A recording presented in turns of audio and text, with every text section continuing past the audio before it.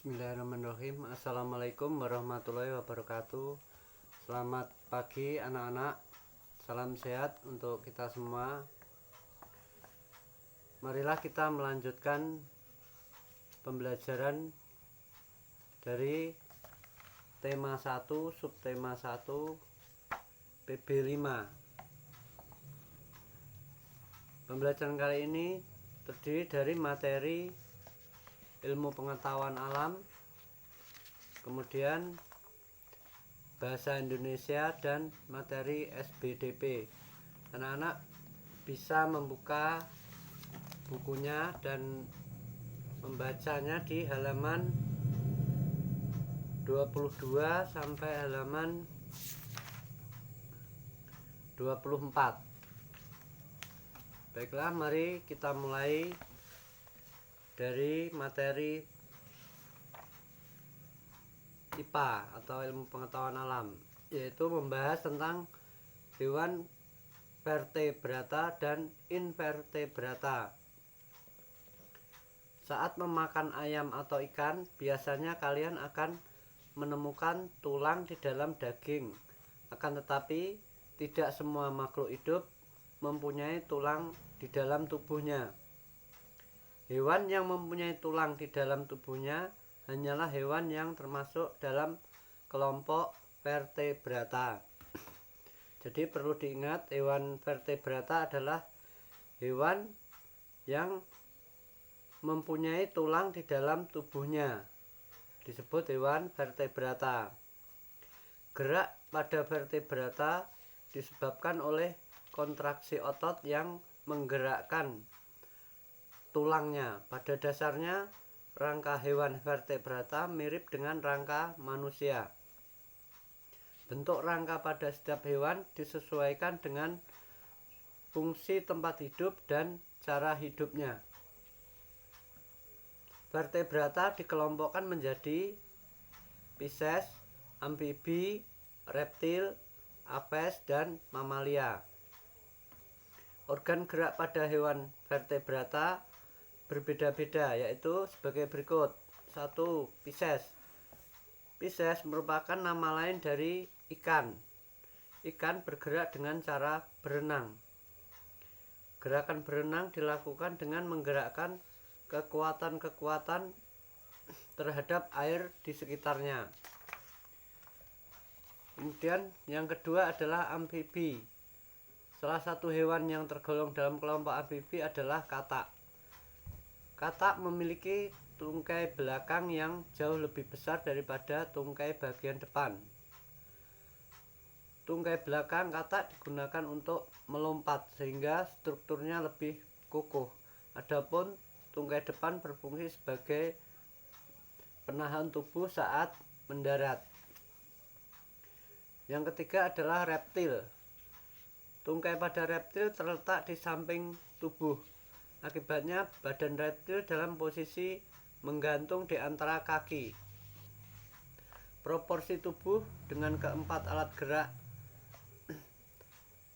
menopang seluruh tubuh menyebabkan reptil memiliki keseimbangan yang lebih stabil. Contoh hewan yang tergolong dalam kelompok reptil adalah kadal. Kemudian ada cicak. Yang keempat adalah apes. Apes merupakan nama lain dari burung. Burung memiliki sayap yang dapat digunakan untuk terbang. Ciri-ciri khusus burung yang berhubungan dengan kemampuan terbang adalah sebagai berikut. 1. Sebagian ruas tulang belakang menyatu membentuk titik tumpu yang kuat saat sayap dikepakkan. 2. Tulang yang besar biasanya berongga untuk mengurangi bobot badan. Yang ketiga, cirinya adalah pada bagian tulang dada melekat otot-otot terbang yang kukuh untuk menggerakkan sayap. Beberapa jenis burung dapat berenang menggunakan kakinya. Pada umumnya, burung yang dapat berenang memiliki selaput pada kakinya. Kemudian selanjutnya adalah mamalia.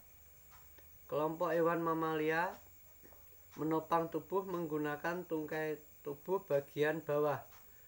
Mamalia lebih leluasa bergerak dengan cara berjalan.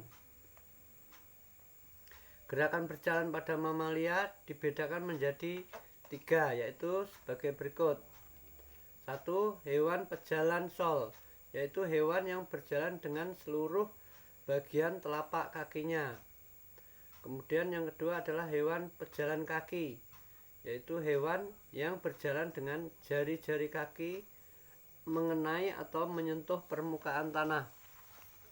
Yang ketiga, hewan pejalan ladam, yaitu hewan yang berjalan dengan ujung telapak atau ladam.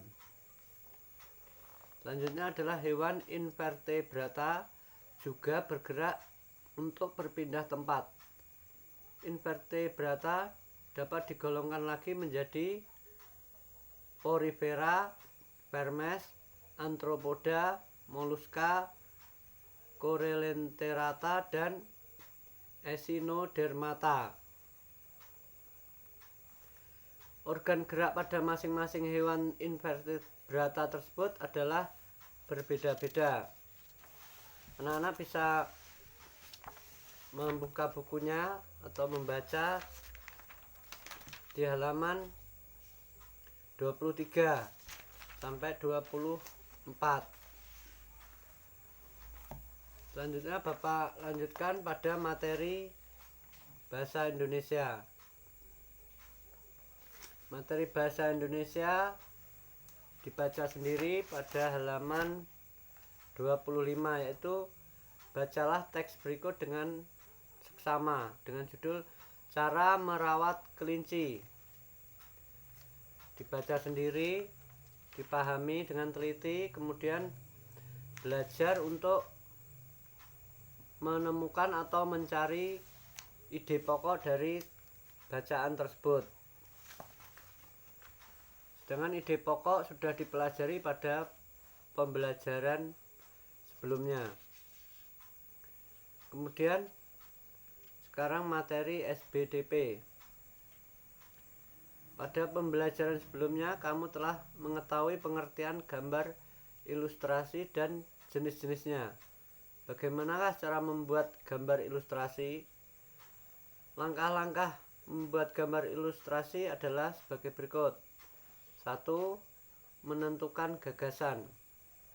Sebelum menggambar ilustrasi, kamu perlu menentukan gagasan terlebih dahulu. Gagasan ilustrasi harus bersumber dari materi yang akan diilustrasikan. Kemudian langkah yang kedua adalah membuat sketsa. Setelah gagasan ditentukan, langkah selanjutnya adalah menggambar sketsa atau rancangan gambar. Menggambar sketsa biasanya dilakukan menggunakan pensil. Langkah ketiga adalah mewarnai gambar. Langkah terakhir dalam menggambar sketsa adalah pewarnaan. Dalam mewarnai rancangan gambar ilustrasi harus dikerjakan sesuai hasil yang diharapkan. Pewarnaan pada gambar ekspresi dapat dikerjakan dengan 2 corak, yaitu corak realis dan corak non-realis. Itulah anak-anak materi dari tema 1, subtema 1 pembelajaran 5 hari ini. Agar anak-anak lebih paham dan lebih jelas, mohon dibaca bukunya di pembelajaran 5 halaman 22. Cukup sekian dulu pembelajaran kali ini dari pembelajaran 5. Selamat belajar, semangat belajar, tetap jaga kesehatan. Bapak akhiri, wassalamualaikum warahmatullahi wabarakatuh. Terima kasih.